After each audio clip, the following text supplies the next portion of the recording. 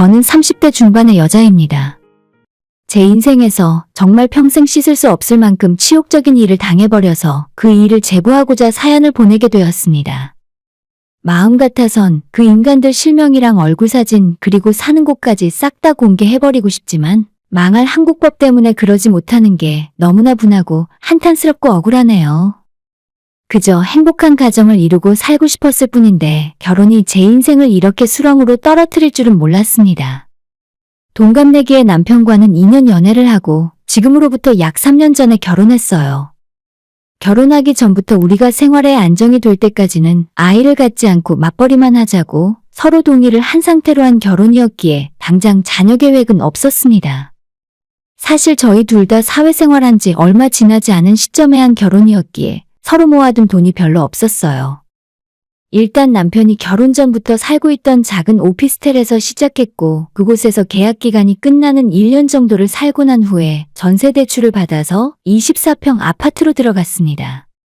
남편의 작은 오피스텔에서 신혼생활을 시작한다고 했을 때 친정부모님이 많이 속상해하시고 심지어 엄마는 신혼집 구경을 하고 나가면서 눈물도 흘렸어요.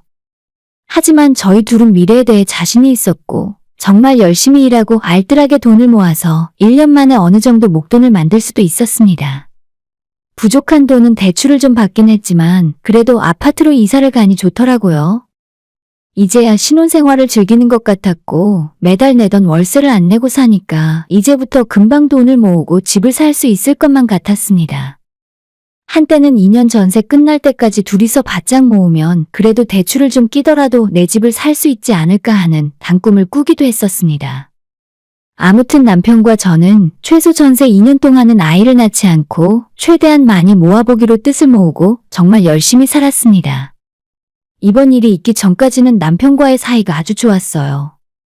나이도 같고 연애도 적당한 기간 하고 나서 서로에 대해 잘 알고 있다고 생각했을 때 결혼을 했기 때문에 때로는 친구처럼 때론 애인처럼 행복한 신혼생활을 보냈습니다. 결혼하기 전부터 항상 저만 바라봐주는 사람이었어요. 좋아하는 것도 남편이 먼저 저를 좋아했고 연애 기간부터 결혼 후까지 항상 저를 먼저 위해주고 다른 여자는 눈길도 주지 않아서 이 남자라면 바람은 절대 피우지 않겠구나 싶었어요. 이 사람과 결혼을 결심하게 된 이유도 그게 가장 큰 이유였습니다. 그런데 이 집으로 이사 온 지 6개월 정도가 지났을 무렵 저희 앞집에 우리 나이 또래로 보이는 신혼부부가 이사를 오게 되었어요. 저희가 들어갔던 아파트가 신축이라서 이사 오는 사람들이 많았었는데 앞집도 우리가 이사 들어갈 때부터 오랫동안 비어 있었어요.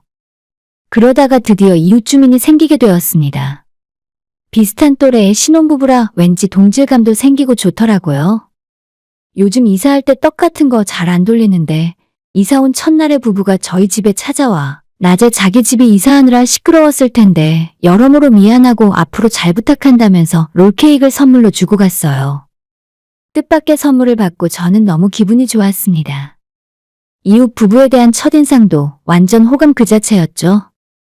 저녁에 퇴근한 남편에게 낮에 앞집에 이사온 신혼부부가 준 롤케이크라면서 앞집 부부에 대한 이야기를 했더니 남편의 반응은 그저 시큰둥했습니다.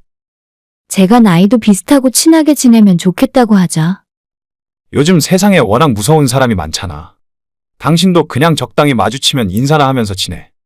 괜히 아파트에서 이웃이랑 친해져봐야 나중에 골치 아픈 일밖에 더 생겨? 그 말을 듣고 참 낭만 없는 사람이다 싶었습니다. 남편 말대로 요즘같이 각박한 세상에서 예의 있고 마음 맞는 이웃을 만나는 게 어디 쉬운 일인가요? 바로 현관문 하나 건너에 사는데 서로 인사도 하고 여자끼리는 같이 장도 보러 가면 큰 물건 같이 사서 나눠서 쓰기도 하고 얼마나 좋겠어요? 부부끼리 모여서 같이 밥도 먹고 또 누가 합니까? 정말 친해져서 요즘 유행하는 캠핑 같은 것도 부부 동반으로 함께 다니면 좋지 않겠어요? 남편이 뭐라고 하던 간에 저는 앞집 사람들이랑 친해져 봐야겠다 생각했습니다. 마음 먹은 김에 저도 다음날 집에 있던 손님용 쿠키를 종이 가방에 넣어 예쁜 종이에 쪽지도 써서 붙이고 앞집 문에 걸어두었어요. 이웃으로 이사 온 것 환영하고 앞으로 서로 잘 지내보자는 내용이었습니다. 그 뒤로 엘리베이터에서 마주치면 인사하고 단지 내에서도 산책하다가 은근히 자주 마주치게 되더라고요. 제가 처음부터 경계심을 풀고 다가가자 앞집 여자도 제게 잘해주었습니다. 저희 둘 다 일하는 여자들이라 낮에 만나서 수다 떨고 하진 못했지만 주말이나 평일 늦게 만나면 가끔 수다도 떨었어요. 이야기를 해보니 옆집 남편은 우리 부부와 동갑이었고 여자는 저보다 2살이 어렸어요. 이번에 결혼하면서 신혼집으로 이 아파트로 온 것이었습니다. 대화를 나눌수록 여러모로 우리 부부는 비슷한 점이 많아서 빨리 친해지게 되었어요. 이야기를 하면서 공감대도 많이 형성되고 안 그래도 제가 타지에서 직장 생활하다가 남편을 만나서 결혼했기 때문에 가깝게 사는 친구도 없었는데 나이는 다르지만 이참에 친구가 생긴 것 같아서 좋았습니다. 옆집 여자와는 급속도로 친해져서 따로 둘이 주말에 같이 장도 보러 가고 백화점에 화장품도 함께 사러 갈 정도로 단짝이 되었죠. 하지만 이런 저와는 달리 유달리 남편은 옆집과 제가 교류하는 것을 못마땅하게 생각했어요.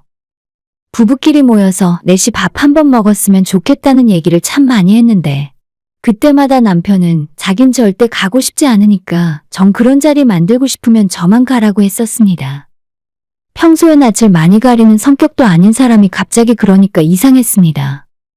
이유를 물어봐도 남편은 한 아파트 앞집에 사는 사람끼리 너무 친해졌다가 혹시라도 싸우거나 서먹하게 되면 그것만큼 불편한 게 없다면서 그냥 적당한 거리를 두고 사는 게 서로서로 좋다는 말만 했어요. 그러면서 항상 저한테도 남을 믿지 말고 너무 어울려 다니지 말라고 하더라고요. 결혼 전 제 친구들 소개시켜주는 자리에서도 금방 제 친구들과 친해지고 어색해하는 것 없이 잘 놀던 남편이었는데 그렇게 딱 잘라서 강력하게 싫다고 하니 저도 별 수가 없었습니다. 남편은 남편대로 알아서 놀으라 하고 저는 저대로 옆집에 놀러가서 그 집 부부와 셋이 수다도 떨고 치킨에 맥주도 한잔하면서 지냈습니다. 그리고 그 무렵부터 갑자기 남편의 회사가 바빠지기 시작했어요.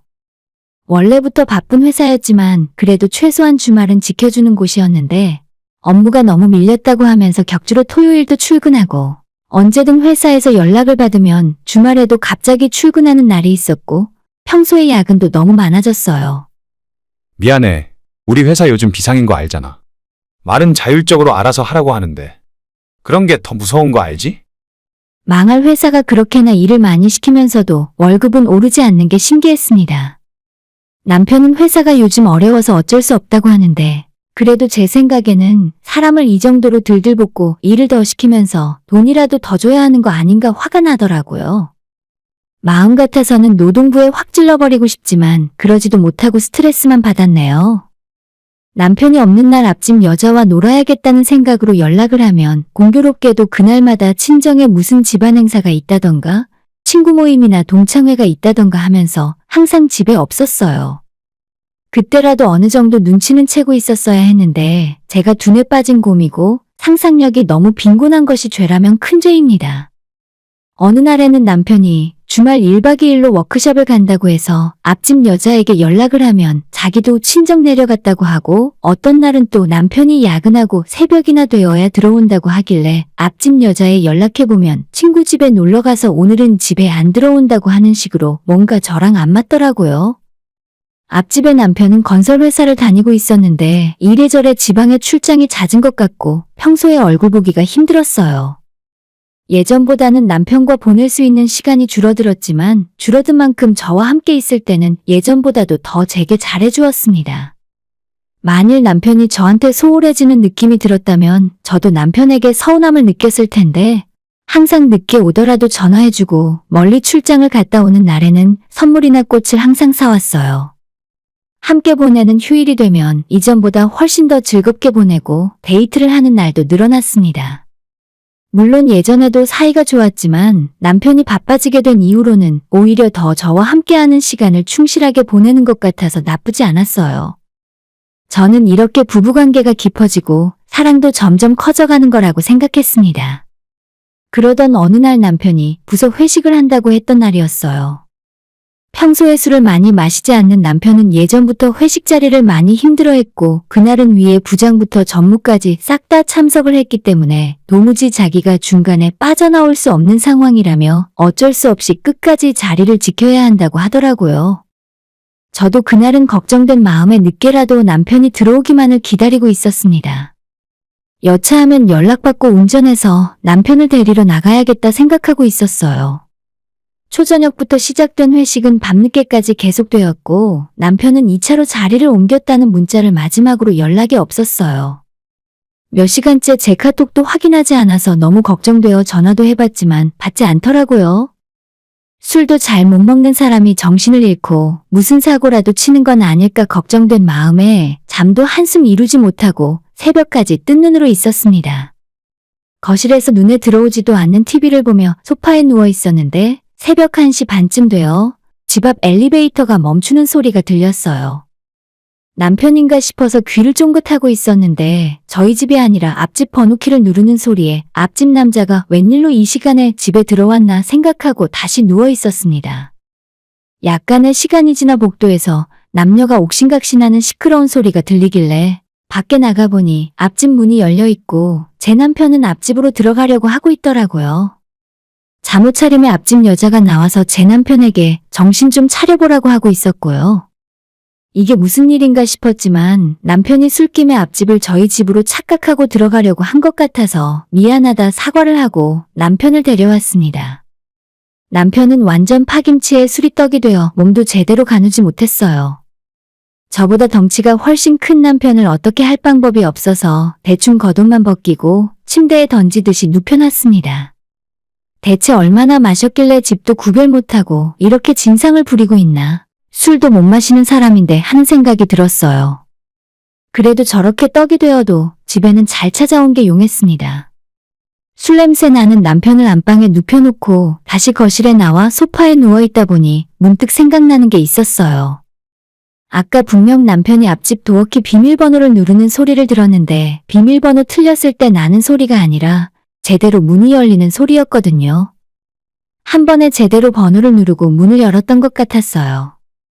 늦은 시간이고 저도 피곤하고 졸리기도 해서 제대로 기억하는 게 맞는지 확신이 서질 않았지만 분명히 한 번에 비밀번호를 누르고 문이 열렸던 것 같았는데 정확한 기억은 나질 않더라고요. 이상하다는 생각은 약간 하게 되었지만 남편이 어떻게 앞집 비밀번호를 알고 들어가려고 했겠나. 내가 그냥 잠결에 착각했겠지라고 생각해서 금방 제 머릿속에서 그날 있었던 해프닝은 잊어버리게 되었어요. 술을 얼마나 마시고 들어온 건지 다음날 아침 남편은 숙취로 제대로 일어나지도 못하고 끙끙 앓고 있었어요. 그래서 저는 북엇국도 끓이고 꿀물도 타다 주면서 웬 술을 마시지도 못하는 사람이 완전 떡이 될 때까지 마셔? 라고 타박을 했는데 남편은 너무 힘들었는지 제대로 대답도 못하더라고요. 조금 더 시간이 지나 남편이 일어나서 돌아다닐 수 있게 되자 아침을 먹이면서 어제 있었던 일을 이야기했습니다. 어제 집도 못 찾아왔잖아. 앞집 여자한테 들어가겠다고 난리 피운 거 기억나? 나중에 만나면 내가 사과해야지. 남편은 자기가 어제 앞집 문을 붙잡고 들어가려고 했다는 걸 알게 되자 얼굴이 빨개지면서 당황했습니다. 이제부터 술은 작작 마셔야지라고 하며 중얼거리는 남편에게 저는 문득 한 가지 질문이 떠올랐어요. 근데 혹시 당신 앞집 도어록 비밀번호 뭔지 알아? 라고 물었고 북엇국을 먹고 있던 남편은 무슨 그런 질문을 다 하냐는 듯한 얼굴로 뭐? 앞집 비밀번호를 내가 뭔 수로 알아? 하고 대답을 했습니다. 그럼 그렇지. 내가 어제 뭔가 잘못 들었나 보다 싶었어요. 저는 아무것도 아니라고 밥이나 마저 먹으라고 하곤 그 일을 잊기로 했습니다. 앞집 여자에게 어젯밤 남편이 술주정 부려서 미안하다고 문자를 보냈고 그쪽에서도 괜찮으니 신경 쓰지 말라는 답장을 받았어요. 그리고 그 일이 있은 후 한참의 시간이 더 흘렀습니다. 남편은 여전히 바쁘게 살고 있었고 그 뒤로는 그렇게 술도 마신 적이 없어서 저번과 같은 사고는 또다시 일어나지 않았습니다. 그렇게 평온한 일상이 계속되던 어느 날 또 한 번의 사건이 일어나게 되었습니다. 그때가 금요일 밤이었어요. 남편은 회사에서 야근을 해야 한다고 늦게 들어오니 제게 먼저 자라고 했습니다. 금요일 밤인데 혼자 보내야 하니 약간 기분이 우울해서 저는 집에서 혼자 맥주를 마시며 TV를 보고 있었죠. 그런데 갑자기 현관밖 복도에서 남자가 화를 내는 소리와 함께 여자의 비명소리가 들렸습니다. 살려주세요. 꽤 늦은 시간이었고 너무 큰 소리가 들리자 무서웠습니다.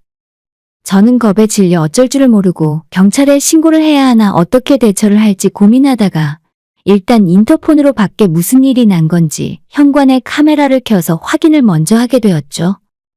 그런데 인터폰으로 본 장면은 정말 제 눈을 의심케 했습니다.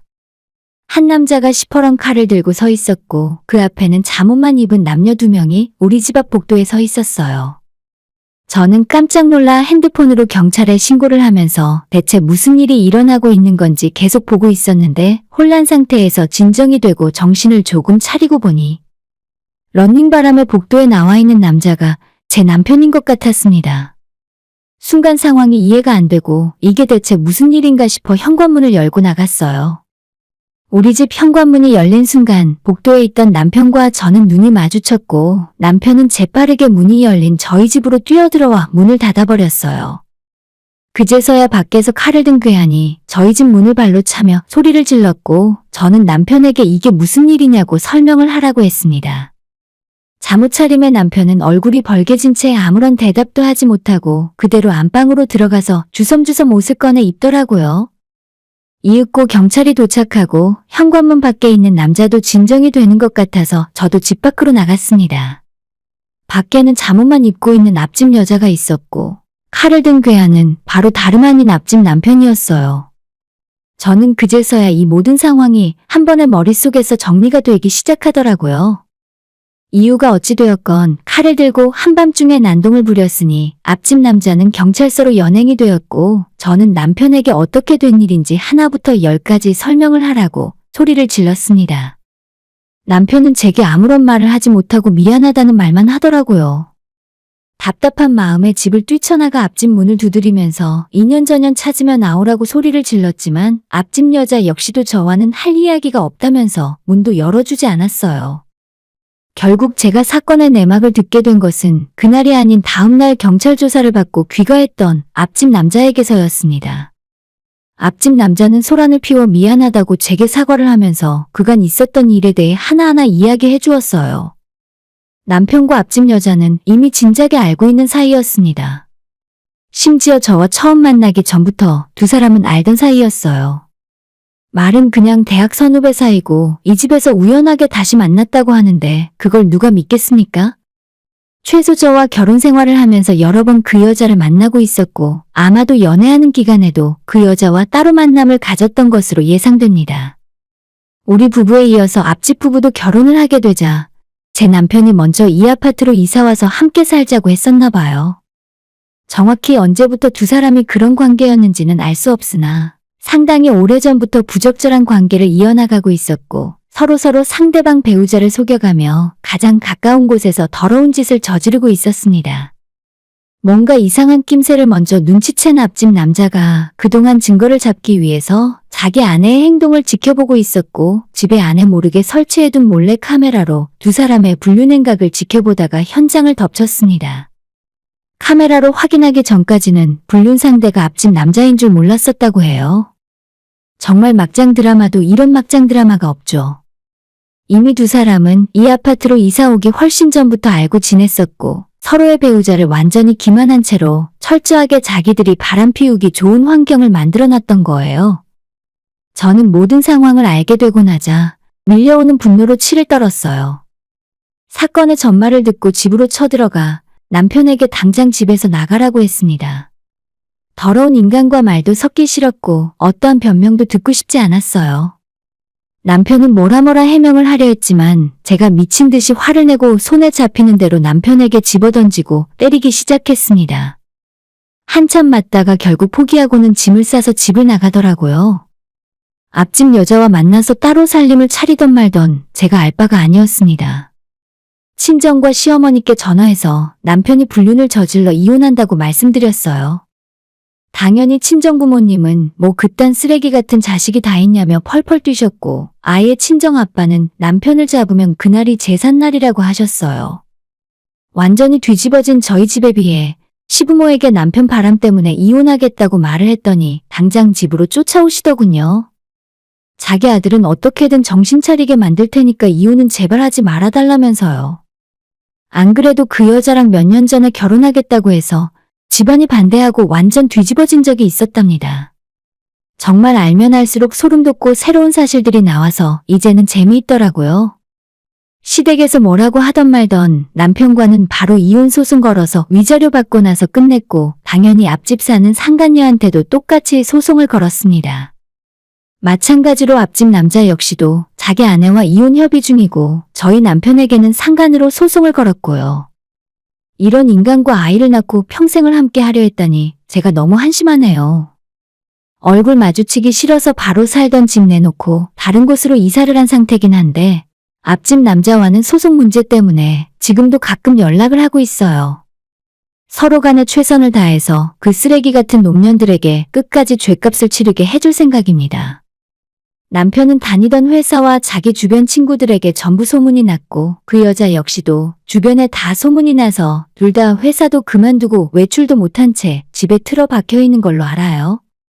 둘이 살림 차려서 함께 살고 있는 건지 어떻게 된 상황인지는 알 수 없지만 이제 나이 30대 중반에 한참 일하고 돈 벌 나이에 인생 제대로 꼬이게 만들어주려고요. 제가 모르는 곳에서 얼굴도 모르는 여자와 바람을 피워도 화가 나는데 사람을 기만해도 분수가 있지. 어떻게 바로 옆에 두고 자기 아내와 바람 피는 상간녀를 서로 인사하고 차 마시는 사이로 만들 생각을 했는지 모르겠습니다. 이런 짜릿한 관계에서 스릴을 즐겼는지는 몰라도 그 대가는 톡톡히 치르게 될 거예요. 앞으로 어느 직장에 취직을 하던 어느 곳으로 이사를 가건 그 두 사람은 저와 앞집 남편이 함께 쫓아가서 끝까지 망신 주고 얼굴도 못 들고 다니게 할 거니까요. 오늘의 사연은 여기까지입니다. 구독과 좋아요, 알람 설정 부탁드려요. 다들 행복하시고 좋은 하루 되세요.